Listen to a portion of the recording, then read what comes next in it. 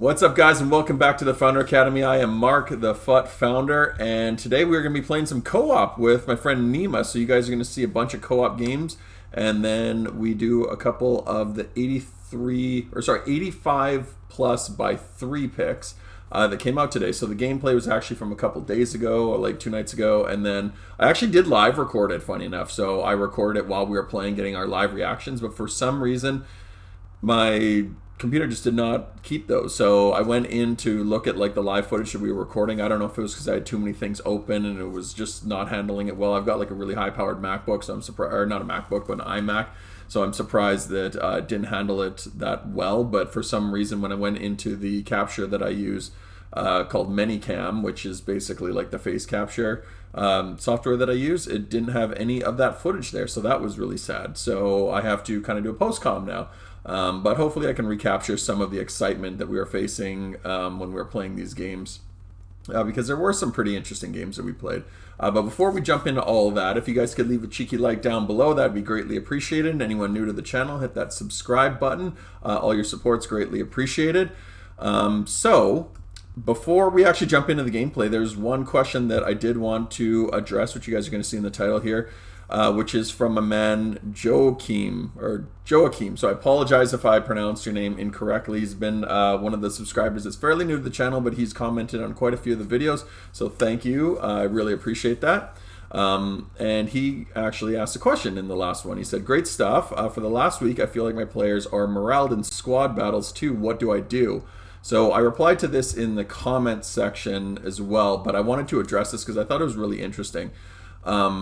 Now, when he says they're getting moraled in squad battles, I think there's a little bit of confusion. So, I've talked about this a lot, but I'll make this really quick. I won't make this a morale video, but basically, my whole theory on what morale is, I'll put a graphic up on the screen here that I found on Reddit. So this is actually from FIFA 13. In FIFA 14, they removed the concept of morale. So this used to be a pack filler. It was in the game with fitness cards and morale cards were in there. So there you guys can see the actual image of what a morale card used to look like. You get team morale or individual morale. And again, they were just pack filler because we didn't have as many leagues. There weren't as many kind of like chemistry styles and stuff like that were in existence. So they had this. They also had like formations. So you actually had to buy formations to put on your cards as well. So I'm really dating myself here, but I am the FUT founder, so I guess I gotta act like I've been there before, because I have, right? I've been around since the original one, so I've lived through all these years. I'm really dating myself here, but yeah, so the morale cards were essentially pack filler like this. There were squad ones and there was individual ones. The squad ones were actually quite cheap because I don't think people really understood how important they were. When you got a new card, they were at 80 morale. So unless they were at 99 and your fitness was at 99, your cards would actually play worse. So if you got a card at 80, if most of the team was at 99 because you'd been winning, they'd be playing fine. But once you would lose a game, it would drop down, let's say 93. And if you tied a game, it would drop down maybe 3 or 4 points, not a whole lot. But when you'd lose, it would drop down a lot more. And the worse your morale got during the course of the game, the worse the team would play. So they would start doing the things that we've showed in multiple videos where they would do indirect running. They'd be falling all over the place. Their passes would be erratic. Their AI, the computer AI, like in terms of like where they move, they would do what I call hiding, which is when you look them on to a pass, when you're trying to direct your target towards a pass, it would identify that, oh, he's probably going to play the ball here. It would move your player into a position where, let's say, he'd be closer to a defender or he'd actually be behind a defender. So once that pass comes, you'd see them kind of do this and they'd start to move closer or behind a defender. So the likelihood of that pass getting intercepted would be higher. So the reason that I've said this is still in here is because basically what they do with the game is they essentially take old code every year and or like code from FIFA 20 and then FIFA 21, FIFA 20, FIFA 19, and so on and so forth. And if they're not completely overhauling something, they essentially just take the old code and they just port it over to the next version of it. They're taking FIFA 21 and they're just like changing whatever new additions or any changes they've made. So things like old code can just carry over from older versions. I've said for a really long time that I think this is still just old code that's continued over in all the Ultimate teams basically for the last 8 or 9 years. But whether that's the case or not, I don't know. But this has been the same impact on the players that used to exist with morale in the older games. why this is important is because this is impacting the way people think the game is being played now. So they think the game is bad, gameplay is bad today, fix your servers, all those things. When really it's as simple as this. You take your team offline and just crush the computer. So to answer your question, Joachim, you just basically go offline, play them on a level that you're comfortable with. Like if I'm really badly, like if I've taken about 3 or 4 losses in a row and they're really falling through the floor, I just go and play like an 80 or 81 rated team in squad battles, just get my squad battle points. But you play them on like a semi-pro, even like an amateur if they're really bad, and just crush them. You know, really you can feel them progressively get better as those games go on. I would play 3 or 4 games if they're really bad. If you lost 1 or 2 and you start to feel like you're just playing at a disadvantage, just go off for a couple games. It's not about getting your head straight. You'll play exactly the same, but it's about getting the team and getting that code to move the sliders up, right? Because I'm still a big believer that this exists.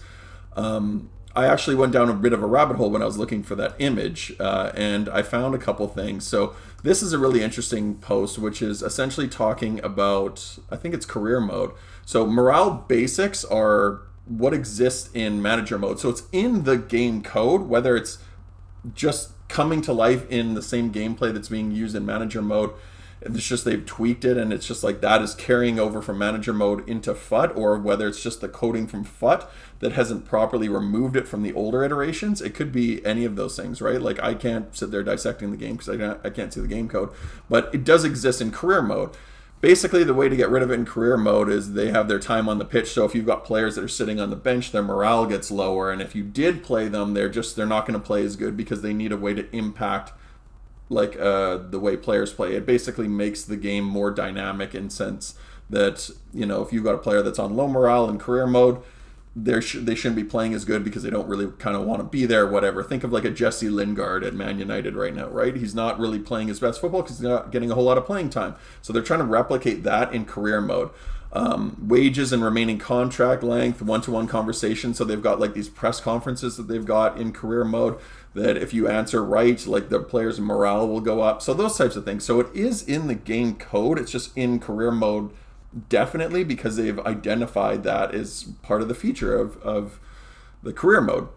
Like I said, whether that's just porting over or that's just pulling from career mode, I couldn't tell you. I just think it's lazy coding, to be totally honest with you. They just haven't they've not really looked at the game mode of Ultimate Team. Sans adding things like when rewards come out or changing the amount of games that FUT Champs has, or adding things like friendlies. But in terms of like the gameplay and the way the chemistry system's impacted, they haven't changed any of that at all. They've kept the same concept for basically the last 10, 12 years, right? Like they added in division rivals a couple of years ago, but it used to be called, what was it called?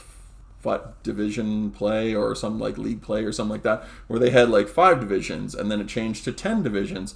So you'd play 10 games, and if you got a certain win amount during those 10 games in the lower divisions, you'd have to win like 5. And if you got like 5, you'd go up a division. And if those divisions you won 7, you'd go up a division. So you'd get promoted and relegated. But it was like this ever-evolving scale that you just constantly played. Sans changing those types of things, the actual gameplay is still the same, which is why I still am a big believer of this. So here's a couple comments that I saw on Reddit that I thought were really interesting. So they were describing, like somebody brought this up, member morale, and they were just talking about it. And here's a few of them that I thought were just really interesting that I pulled out. So Falling Over Sideways 5 months ago said your players are set. So he was just defining what it was. Your players have a set amount of morale out of 100. You lost morale for losing, gained it for winning. If they had poor morale, they'd perform worse, comparable to being on poor chem. The best part is if you ended up on really bad losing streak, your players would play progressively worse and worse, getting you stuck in a streak. Amazing concept from EA. So does that sound familiar to anyone?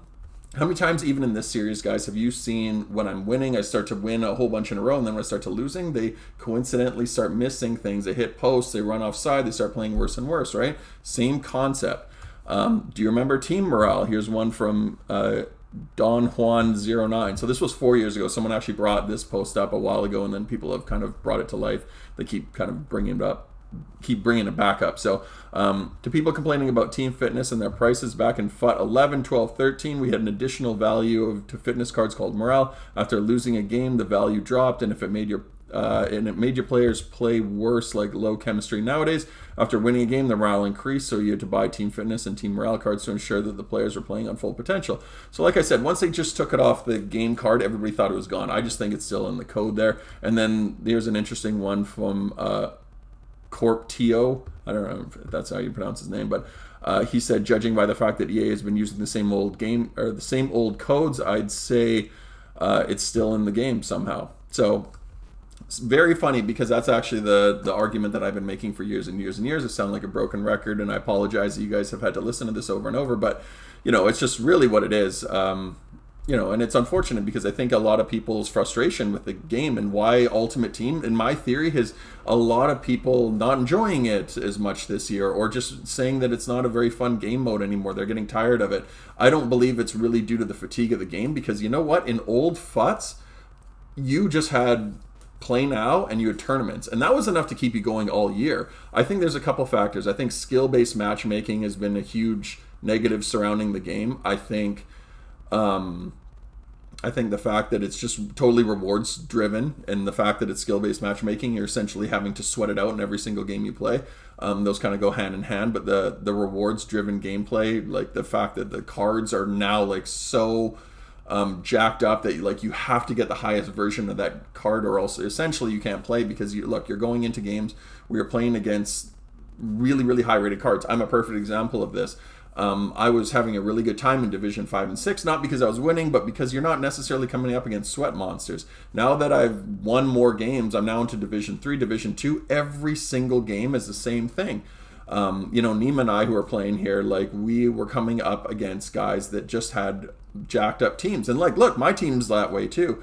But the thing is, we're trying to play the ball on the ground and play real FUT. If I was playing this as a competitive gamer, I wouldn't be playing the ball through the middle at all, because right now guys are just clogging up the middle. The way the custom tactics works essentially is the players just drop back massively. You guys just go on one depth and counterattack, so it gets clogged up the middle. So playing balls through the middle is very risky. Next thing you know, you give the ball up and your players go rushing forward, and now you're getting hit on counters.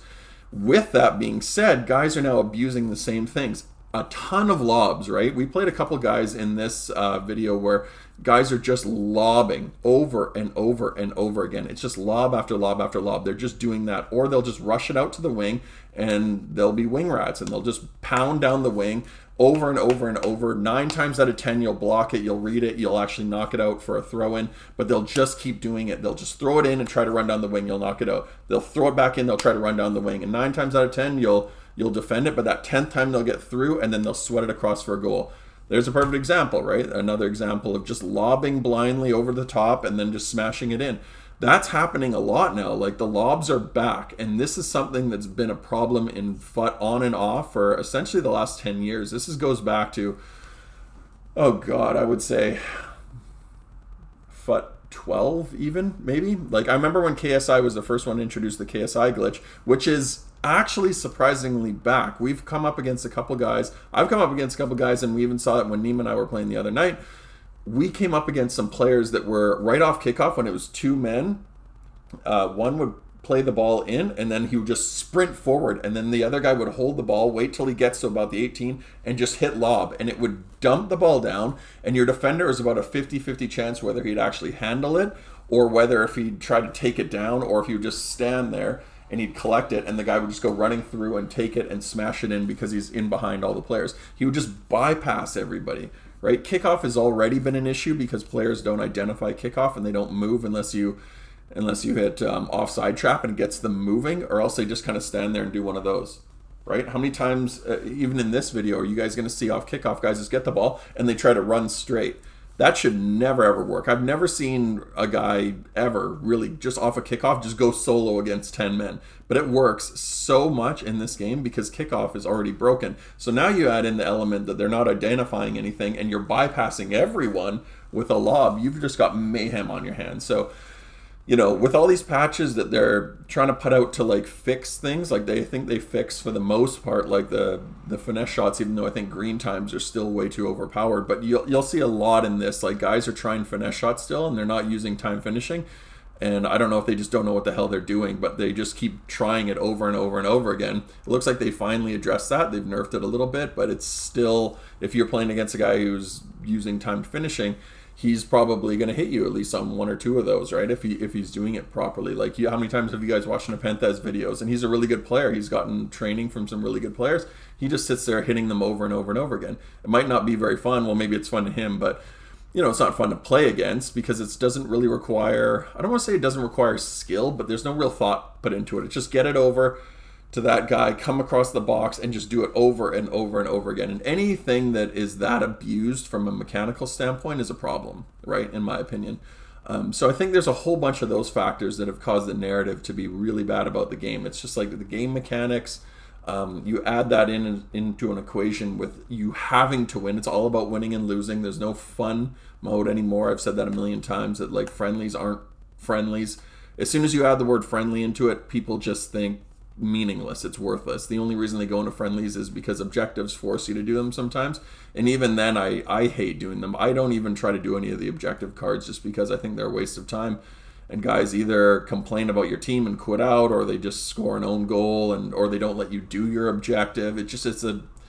It's toxicity at its absolute finest, and to me, that's not worth whatever the reward is. Like, whatever card that they have in there, it's got to be a really, really end game card that I have to get, or I'm not going in there, because it is just an awful game mode. So those things are, I think, what cause a lot of the narrative. But for me, I think a lot of people's frustration is caused by this. It's caused by the morale issues, right? And they are just confusing it. They don't understand enough of what's going on, and that's okay. I don't expect everyone to sit there dissecting it monotonous detail like I do, but the amount of people that go into this game and just don't know what they're getting themselves into, and they get frustrated when the team starts playing poor and they don't get it, and they just blame generic things that they've read on Twitter, like about server issues or bad gameplay. They just don't know what they're talking about, so they just say generic things to make themselves feel better because they just think something's going on. Scripting, handicap, they just throw out these terms and they don't really know what they mean.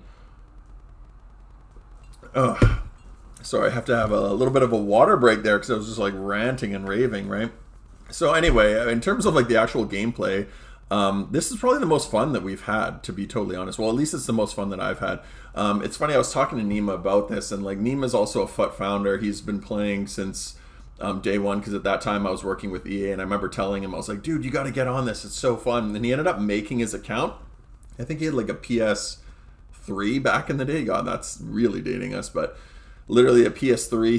He went over to Xbox for a while, and then he came back over to PlayStation for like the later PS4 days and the PS5 days, and he he just found his old account, so he's still got like his founder status. I don't know if this one necessarily is his founder status, because he might have forgotten what the login was, but he did have one from day one, and we've been playing Ultimate Team for a really long time. But we used to have to play it like in person. We'd meet up, and then I lived in Ontario for a couple of years, so we weren't able to do that as much. And now with co-op, it's absolutely fantastic, because like, look, he's life's changed, right? He's now married. He's about to have a child come on the way. It's not like he can come over to my house and we'll sit there like we're 15 years old and play video games for like 7 hours straight until 3 or 4 in the morning, right? So you have to pick up games, little bits here and there whenever you get a chance to, right? Like, because you become an adult and you get older and you get boring. So you need to take your chances wherever you can. But like for him and I, this is like the best part of playing FIFA. It's a lot of the fun parts, right? There's still some frustrations with it. But co-op has really brought life back into the game, in my personal opinion. Like, I don't even really play that much anymore. I know that sounds contradictory, but to be honest with you, it sounds contradictory because I'm making videos almost every day, but the reason I say that is because I struggle to find reasons to play it. The only reason that I'm playing it is because I'm trying to, work out the bugs and kinks with playing and growing a channel and stuff like that. But to be honest with you, if it was just down to like me just playing this for a casual, I don't think at this point in my life I'd probably dedicate that much time to it. But when him and I are playing, it's like rolling back the years. It's so much fun because you're going in there and you're not as worried about, obviously want to win, but you're not as concerned with the win-loss stuff.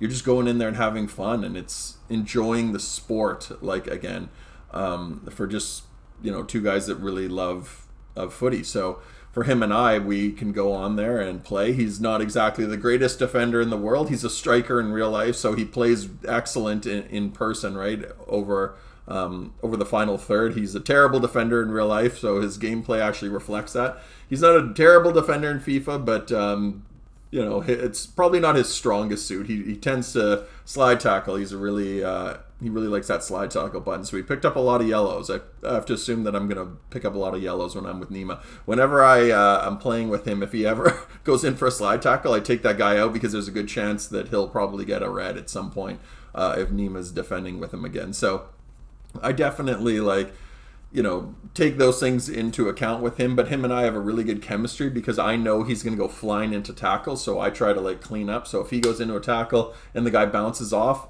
I'm there to just clean up, and vice versa. If I go flying in, I'm just you know what, just hold the middle. I'm just going to go rushing out, put guys under pressure.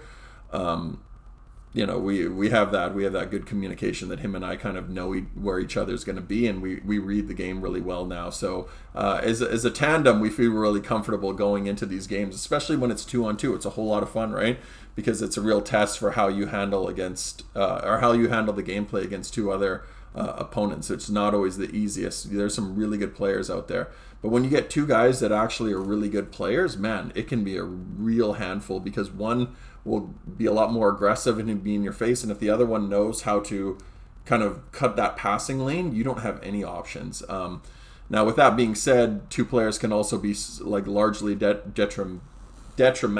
I guess that's the word I'm thinking of. I was going to say problematic and detrimental. I was going to detrimatic or something like that. But yeah, I was going to say it's really detrimental if you have two players that don't know what they're doing, because they generally have a tendency of just both running towards you, and it becomes really easy because now they're pulling out two guys out of position. I remember way back in the day, God, this is again really dating myself, but I was at FIFA, or I was at EA at the time, and I think it was Bruce Granick who had won the FIFA Interactive World Cup at that time. I might be mistaken, but it was a French gentleman, and he came in, and I remember asking him kind of what some of his top line secrets were towards his success in winning the Interactive World Cup, and he said that his biggest thing was he just doesn't draw guys out of position. You just keep shape. So if you start pulling your center backs way out wide, pros and really good players, they understand how to identify that. So that's the number one way to identify between really top tier players and mid-level to low-level players, is that low-level guys don't understand positioning. They'll just go, oh, there's a guy there, and he'll just run towards them. So he'll cut back and play to where that guy should have been, and it just opens up the field. So these guys really keep structure, they keep formation, but they're also really aggressive, and they know how to keep their shape, but at the same time putting you under pressure. There's a whole lot of really good players in these higher divisions that understand how to do that. I'm really scared because now I've gotten up to Division 3, and to be honest with you, I don't really want to be in Division 3. I'm probably a Division 3 player, if not maybe even higher, but at the same time, it's just sweaty now, and this is a point in FIFA where the cards are so high rated, and you add in the sweat factor of how good these guys are. I'm not trying to become a pro. I'm not trying to get top 100 rewards or anything like that. I just want to have fun. It's just, unfortunately, with skill-based matchmaking, I'm getting pushed up the divisions. And, Nima and I played, I think, 9 games, and we ended up winning 7 and drawing 2. Spoiler alert.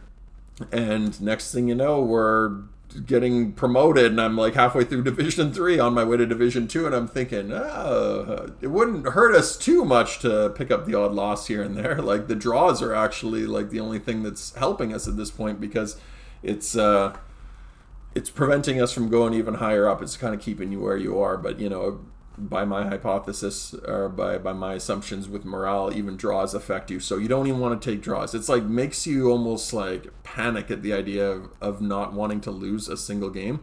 So when I'm watching guys that are playing online and they're just oh, I don't want to play with this, or, let's give a couple wins away or whatever, I'm just thinking, I don't think they know what they're doing. And the next thing you know, they're complaining because their team's playing like crap. And I go into the chat or whatever, and I'll just go, dude, you shouldn't be doing that. And they're just you don't know what you're talking about. So it's really funny. It's an interesting community, you guys, right? I'm part of it too. So look, I'm the guy who's wearing the tinfoil hat saying that I think this is what's going on in the game code, but it's an educated opinion. So you can call me nuts, but kind of is what it is. In terms of where we're at from a content standpoint, at the end of the video, you guys will see what I'm doing for. Where are we? What? So I'm just seeing how many games we have left. Kind of want to see how much time I have. So, in terms of the content, I think that there's a really interesting way of approaching content right now. So EA, after Team of the Year, I don't think they expected this many people to have this many high-rated cards, because I don't think they realized how many packs people had saved up. I saw people that had thousands of packs saved up. I feel like almost every single team I come up against has at least one Team of the Year, if not multiple. And then now you've got an absolute ton of them on the market, and they're not even that highly priced. So a good example is Robert Lewandowski. Robert Lewandowski is not a fantastic card, but that Team of the Year card is one of the best strikers in the game. Now, because he's not 99 pace, people don't want to use him as much, but he would be an absolutely insane striker if you knew how to use him correctly. If you weren't a guy that needed to like just counterattack and like lob balls over top and needed 99 pace, and you actually like to play the ball on the ground. Like for me, for example, I think Robert Lewandowski would be a really good striker. The reason I don't use Lewandowski is because I don't use a Bundesliga team, but he's only 600k, or he might even be less than that. And he's probably going to drop if they release another promo. They're still releasing promo packs, even though there's not a whole lot in packs right now, but they continue to put out like cards and packs, and it's just everything's super high rated.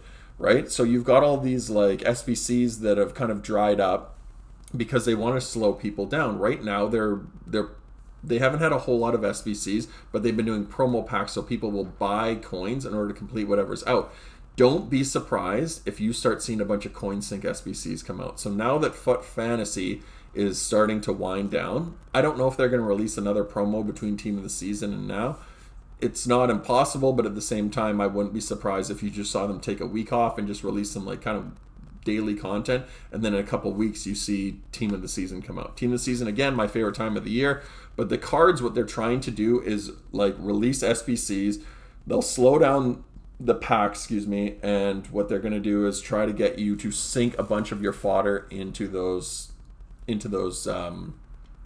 SBCs, so it dries your club out. So when they do have Team of the Season objectives, right, you're going to have to go out in the market and buy cards, or you're going to have to buy packs in order to get cards, right? Like they're trying to slow you down right now, which is why, like with the exception of FUT Fantasy, which I think was a bit of a money grab, they haven't really had a whole lot. FUT Birthday was a little bit weak. There weren't really too many good SBCs during that. There hasn't been too many good SBCs during FUT Fantasy. Those were really just like pack buying ones, which is why they've done the campaign bags. They've gotten rid of the fact that you can actually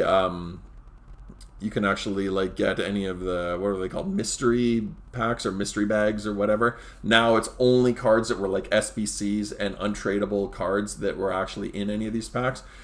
Even the like 82s and 81s and the 81 plus by 3, like those are coin sinks, right? But they've dropped down to 2 cards instead of 3, because they don't want you to have the selection of 3. They're really just putting all these kind of scam packs, I guess, or scam SBCs. It's probably the best way of putting it. So just be careful with putting too much into it, because they want you to totally dry out your club. So when Team of the Season does come around, you've got nothing in there and you're having to spend money on packs. The only stuff that I recommend doing is like marquee matchups. Make sure you always do your marquee matchups. They're really easy, really cheap, and it's a way for you to essentially submit 4 squads to get 5 packs, right? A pack is the equivalent to a squad for the most part, right? So let's say if it's a gold player pack, the squad that you have to put in is going to be 11 players. It's probably going to be 75 rated. You can get some silvers in there, some golds in there, and then you're getting a gold players pack. So those are kind of a wash. The marquee matchups end up being kind of 1-for-1 with the squad and the pack you get back. So those 4, what really tips it over the scale is maybe you get lucky with one of those packs, but for the most part, you're trying to get those extra 12 players in that group reward, right? Or you're trying to get like whatever, the mega pack, but usually it's like a prime gold players pack. So that you need to view that as the bonus, right? So the 4 just kind of cancel each other out. You're submitting a squad, but you're getting probably those close to those players back in that pack. And then the group reward is the bonus. So that's one. 85 plus by 3, those are the big ones for me personally. I'm a really big fan of those. I think they're 84 rated squads. 84s are super cheap right now. I think they're like 6-7K at the absolute most, maybe 4. And I think 85s are about 7K. So, you get 1 or 2 85s in there at the very most. You'll probably have at least a couple 84s in their squad, and then you can kind of fill it out with some 83s and maybe even some 82s. Or you can just put in one high-rated card and then just put in like 82s or 81s in there. And next thing you know, you're getting 3 fodder players, right, for the most part. I've never packed anything good from any of those blind packs. I do them with the assumption that I'm just trying to get fodder. So right now I'm trying to complete the Socrates SBC. So I really just need the fodder, because if I don't do these, I'm gonna have to really grind during Team of the Season. And the reality is I probably won't get any packs during Team of the Season. I'm trying not to spend any more money on FIFA just because it's so late in the year and they've been such a disgrace this year. I still do not like this FIFA very much. I don't want to spend any money on it.